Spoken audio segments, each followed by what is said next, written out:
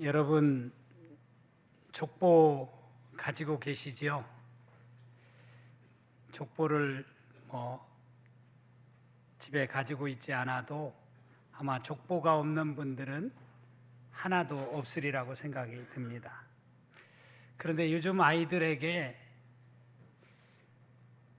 족보가 있느냐고, 족보가 뭐냐고 아이들에게 물으면 아이들은 족발과 보쌈 아니에요? 그렇게 이야기를 한다고 합니다. 족보가 뭔지를 우리 아이들은 잘 몰라요. 어른들이 족보에 대해서 별로 중요하게 여기지도 않고 또 가르치지도 않는 시대입니다. 히브리서 7장 3절에 보면 멜기세덱을 소개하면서 이렇게 소개를 하고 있어요. 아버지도 없고 어머니도 없고 족보도 없고 시작한 날도 없고 생명의 끝도 없어 하나님의 아들과 닮아서 항상 제사장으로 있느니라.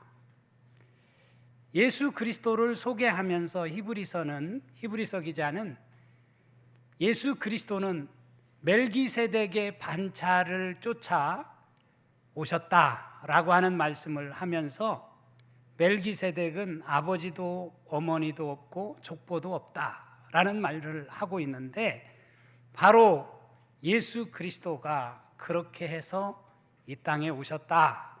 멜기세덱의 반차를 쫓아서 오신 분이시다라고 하는 것을 소개하고 있습니다.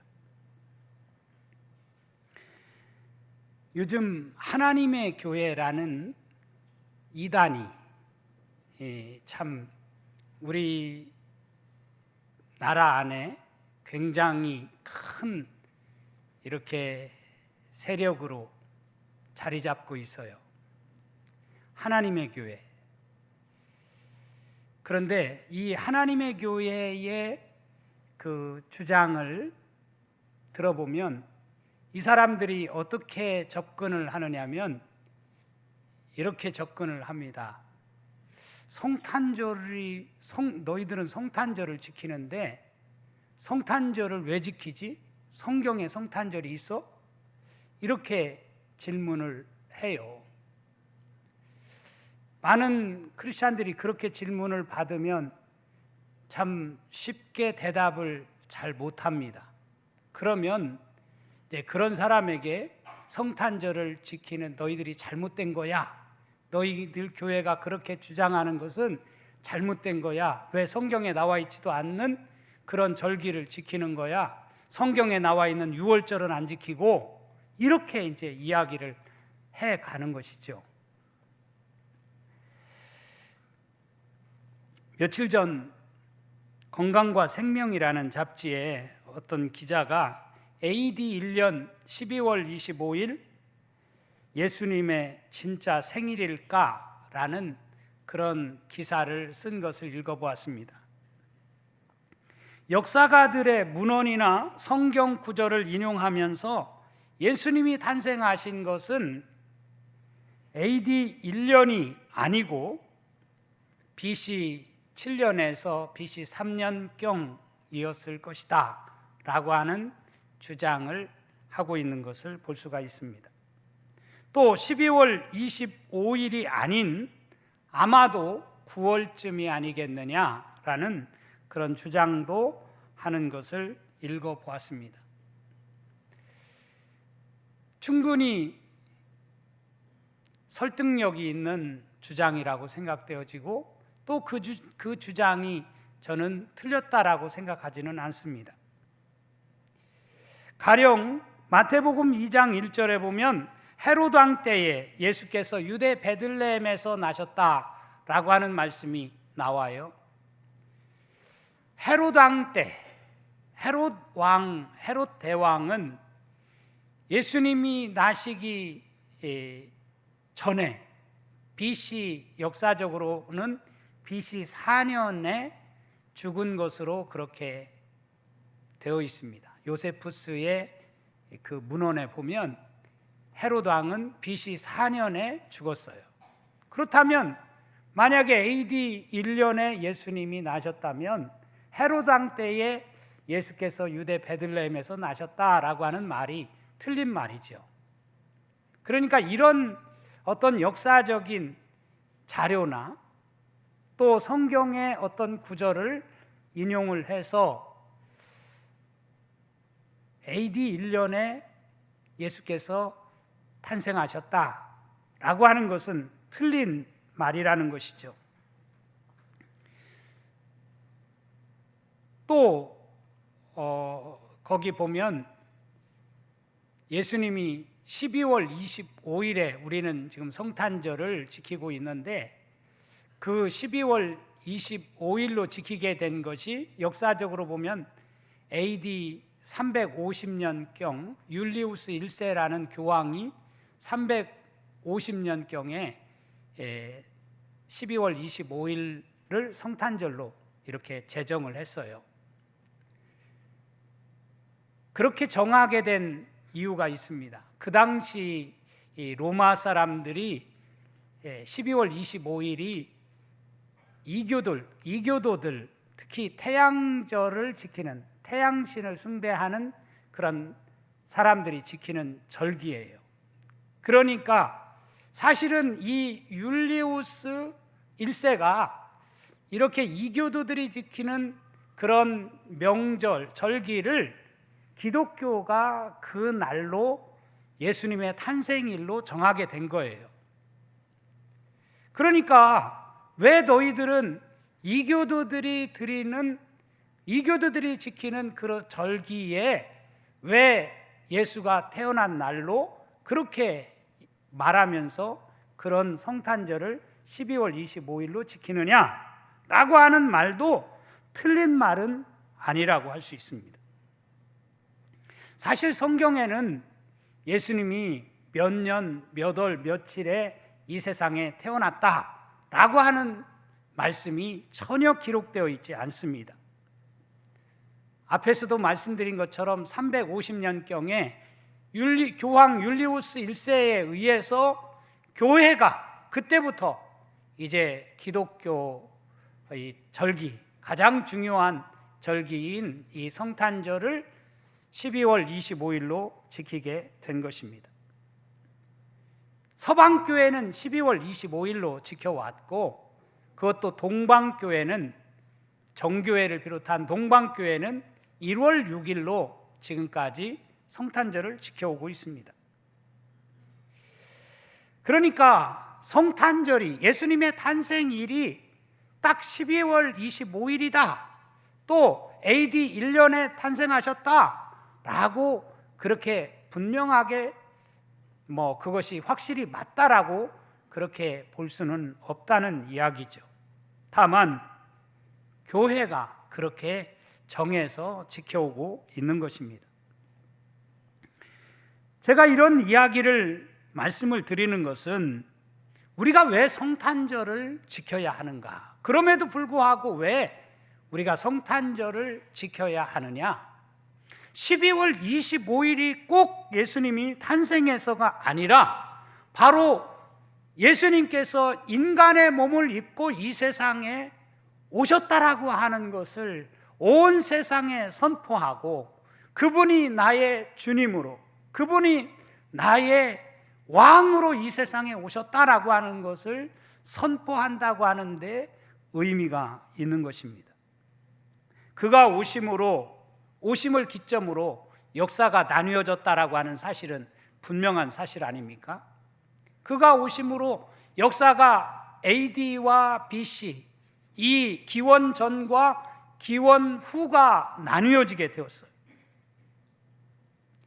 이런 놀라운 하나님의 역사를 보면서 당연히 우리는 성경에 성탄절이 몇 년, 몇 월, 며칠이라고 기록되어 있지 않지만 주님이 오신 이 사건이야말로 우리에게 놀라운 기쁨의 사건이고 이 사건을 통해서 우리는 구원의 자리에 이르게 되었고 우리는 참된 인간으로서의 의미를 찾게 되었다라고 하는 사실이 너무나 감격스럽기 때문에 우리가 성탄절을 매년 맞이한다라고 하는 사실을 깨닫는 우리 농촌의 모든 성도들이 되어줄 수 있기를 간절히 바랍니다. 저는 오늘 성육신의 신비 이런 제목으로 말씀을 나누려고 합니다. 우리는 신앙 고백을 할 때마다 그는 동정녀 마리아의 몸에서 나시고 마리아의 몸에서 나셨다 라고 하는 것을 우리는 고백을 합니다. 여러분, 이 고백을 아마 여러분들 신앙생활하면서 수백 번 혹은 수천 번 고백을 했으리라고 생각이 들어요. 동정녀 마리아의 몸에서 나셨다. 이런 이 고백을 한다고 하는 것이 결코 이 고백이 그냥 앵무새처럼 그냥 우리가 주술처럼 외우는 그런 고백이 아니지 않습니까? 이 고백을 한다고 하는 것이 얼마나 놀라운 고백인지 몰라요? 동정녀가 뭔지 아시죠? 동정녀라는 말은 파르테노스라는 말인데 결혼하지 않은 비혼 여성이나 젊은 여성을 뜻하는 말입니다. 그렇다면 과연 남자 없이 결혼하지 않은 여자가 혼자만의 힘으로 아이를 낳을 수 있는가? 생물학적으로는 불가능한 일입니다. 그러니까 이것은 하나님의 기적적인 역사 안에서만 가능한 일이라는 뜻이에요. 하나님 자신이 인간 세상으로 찾아오실 때 하나님 스스로 택하신 방법이 동정녀의 몸을 통해서 하나님이 당신 자신이 인간 세상에 찾아오셨다라고 하는 고백입니다. 이것은 상징도 아니고 이것은 비유도 아닙니다. 팩트입니다. 이것은 구체적인 역사적 사건이에요. 하나님에 의해서 주도적으로 일어난, 하나님에 의해서 주도적으로 일어난 사건입니다. 이사야 7장 14절에 가서 보면 이사야 선지자는 이렇게 말하고 있어요. 주께서 친히 징조를 너희에게 주실 것이라. 보라, 처녀가 잉태하여 아들을 낳을 것이요 그의 이름을 임마누엘이라 하리라. 예수님이 오시기 수백 년 전에, 700년 전에 이사야 선지자의 입을 통해서 하나님께서 분명히 말씀하셨어요. 주께서 친히 징조를, 사인을, 너희들에게 이 표징을 너희들에게 보여주겠다. 보라, 처녀가 잉태하여 아들을 낳을 것이다. 처녀가 어떻게 아들을 낳습니까? 그런데 처녀가 잉태하여 아들을 낳을 것이요 그의 이름을 임마누엘이라고 하리라. 마태복음에 보면 바로 이 예언의 말씀이 예수 그리스도의 탄생을 통해서 성취되었다라고 하는 사실을 우리에게 말씀해 주고 있어요. 우리 인간은 모두 다 죄인입니다. 아담의 원죄를 물려받았어요. 그 죄로 인해서 영원히 죽을 수밖에 없습니다. 이런 인간을 구원하시기 위해서 하나님은 친히 인간의 몸을 입고 오셔야만 했습니다.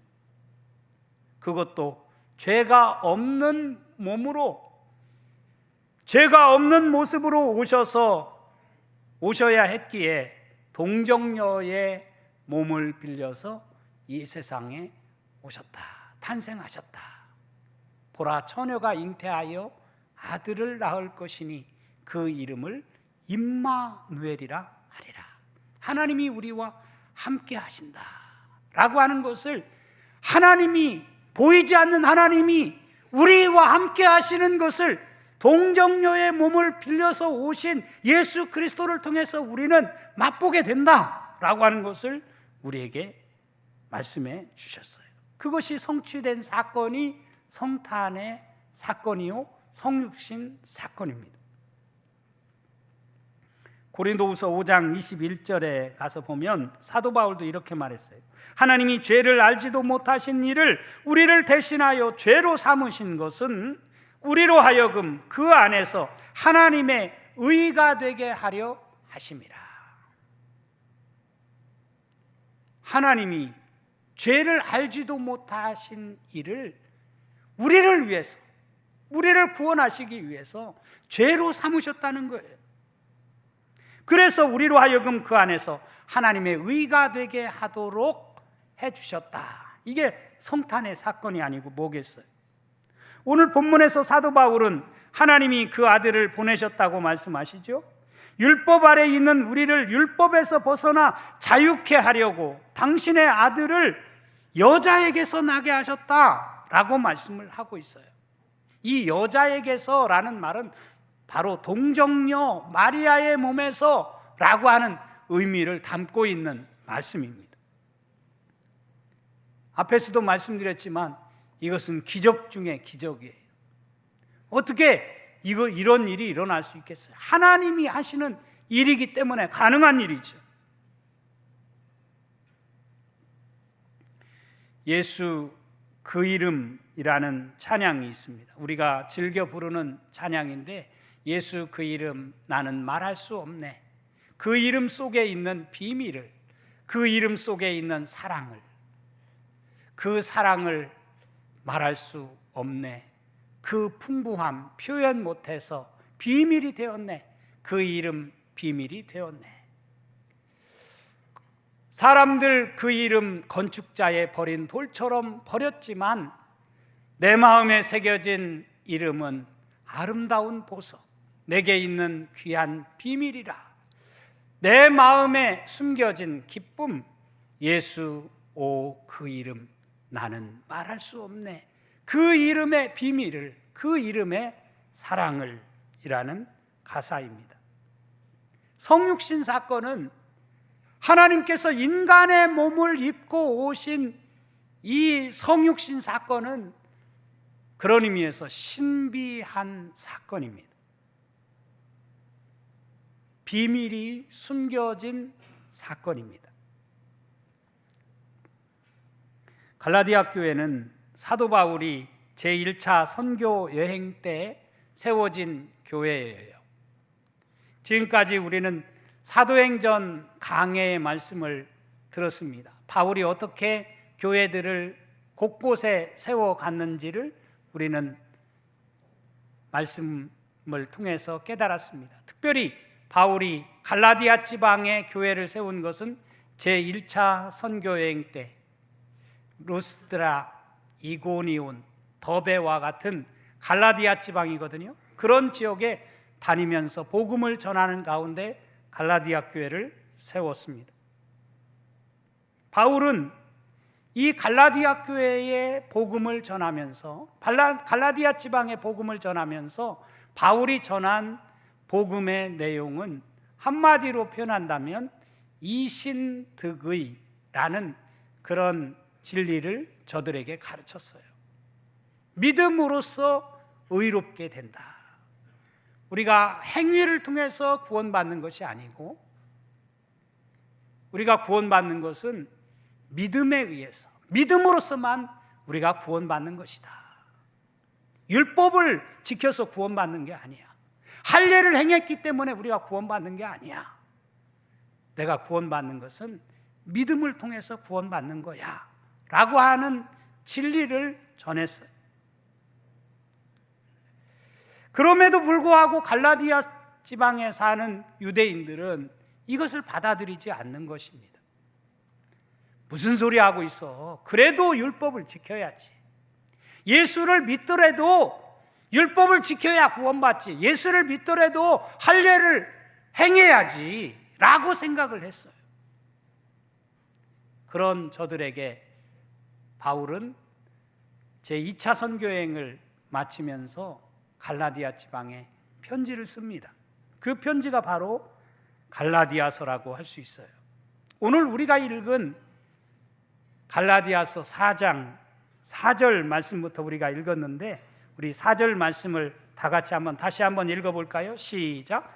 때가 참에 하나님이 그 아들을 보내사 여자에게서 나게 하시고 율법 아래 나게 하신 것은, 여기 때가 찼다라고 하는 이 말은 단순히 시간이 흐르고 흘렀다라고 하는 그런 의미를 담은 말이 아니라고 생각합니다.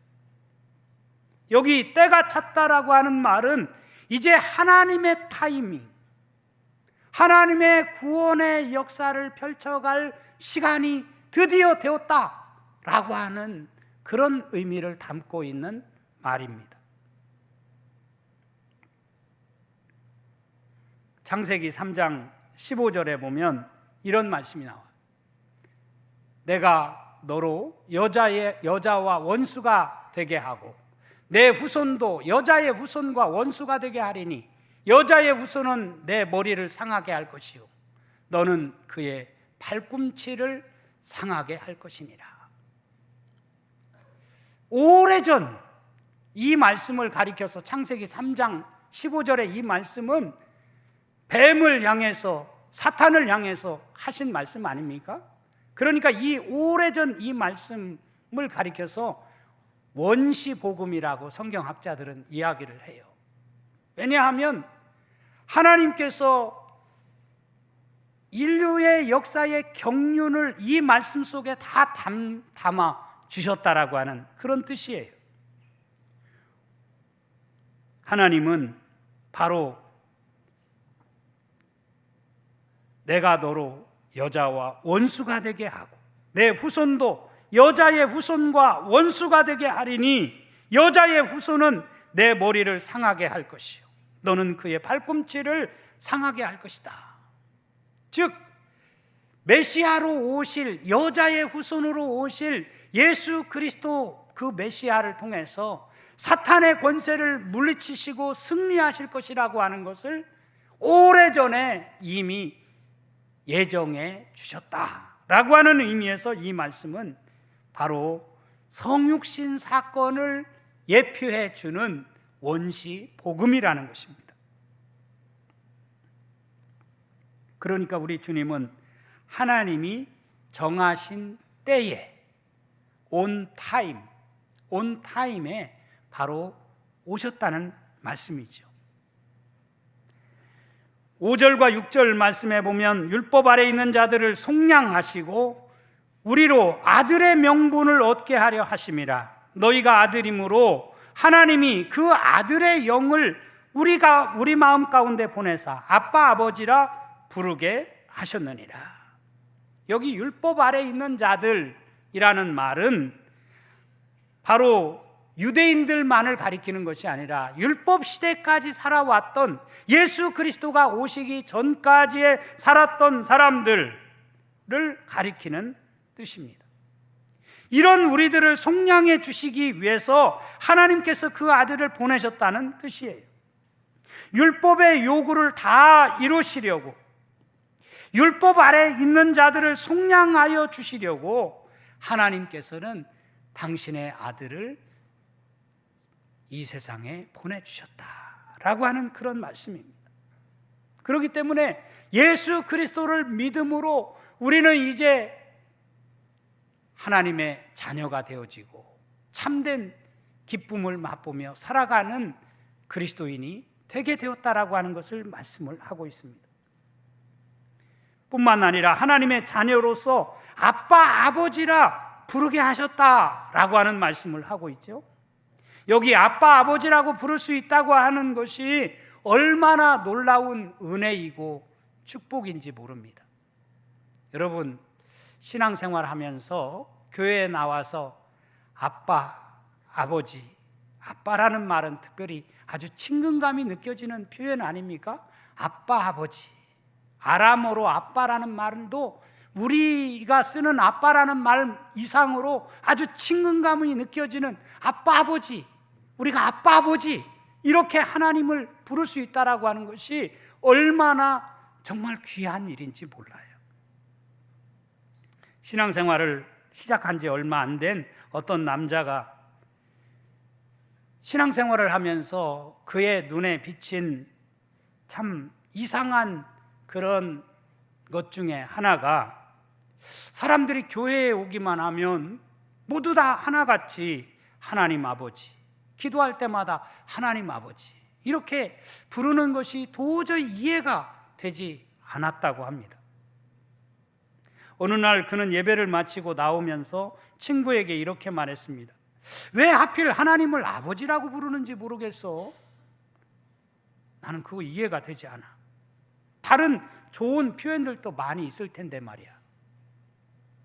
그러던 어느 날 그가 성경 공부를 하다가 예수님의 십자가 사랑이 마음속에 깊숙이 다가오는 것을 느꼈다고 합니다.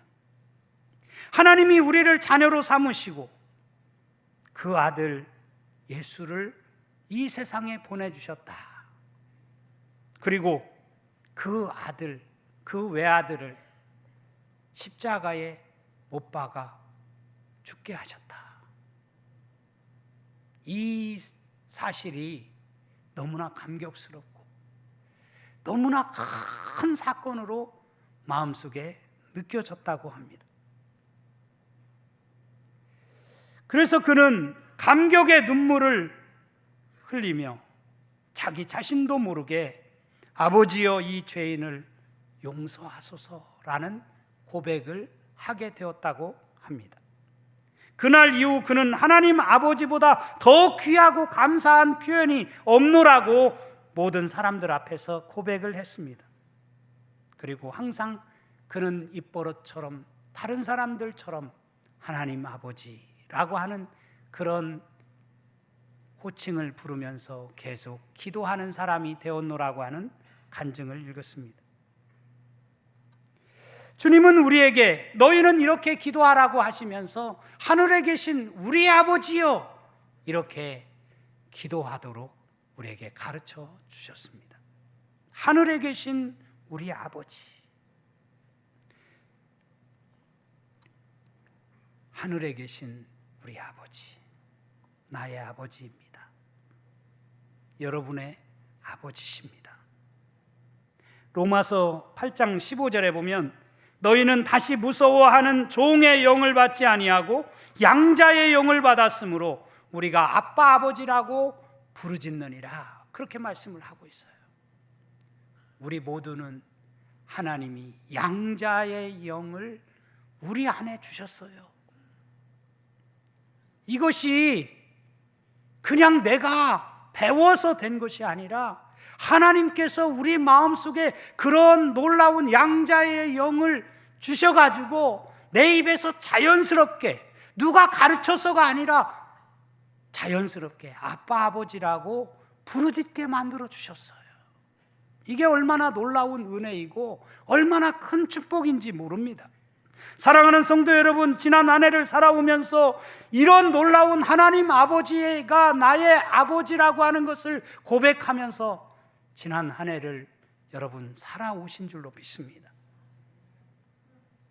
우리를 자녀 삼아 주신 그 은혜와 사랑을 깨닫고 감사하며 살아가는 우리 농촌의 모든 성도들이 되어줄 수 있기를 주님의 이름으로 축원합니다.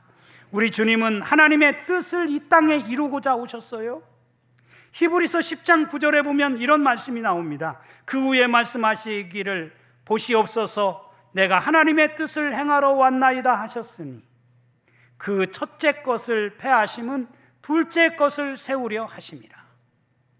내가 하나님의 뜻을 행하러 왔나이다.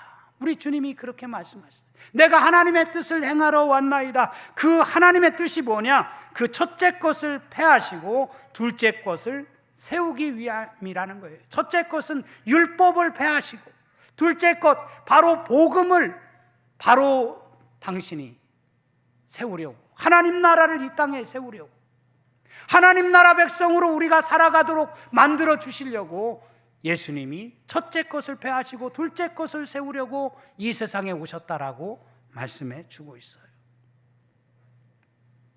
그래서 오늘 본문 7절 말씀은 이렇게 말씀하고 있어요. 우리 7절 말씀 다 같이 함께 합독하겠습니다. 시작. 그러므로 내가 이후로는 종이 아니요 아들이니 아들이면 하나님으로 말미암아 유업을 받을 자니라. 아멘. 내가 이후로는 종이 아니요 아들이라고 분명히 말씀을 하십니다. 저와 여러분은 아들이에요. 아들의 명분을 얻게 하셨어요.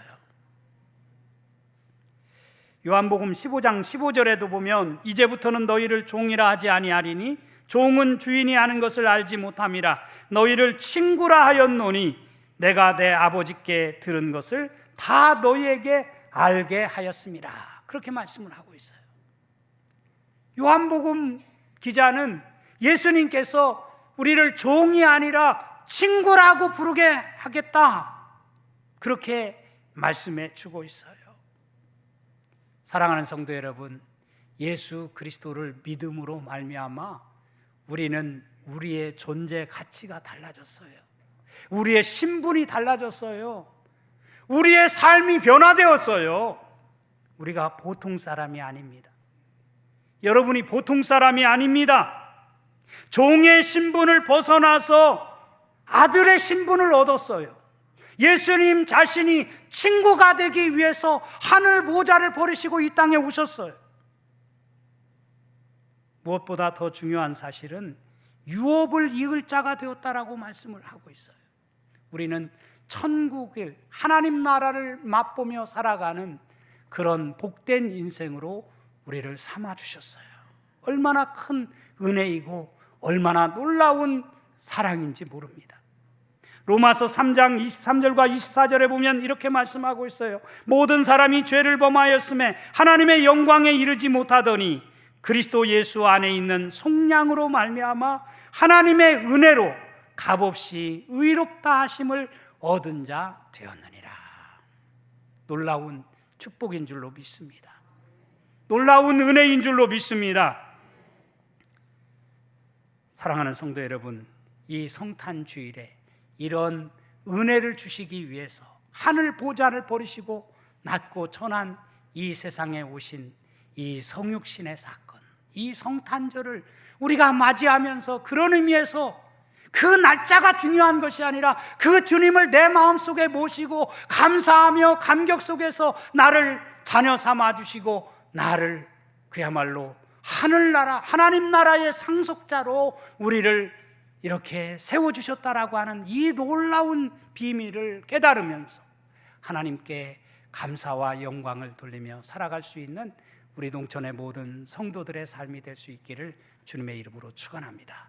축원합니다.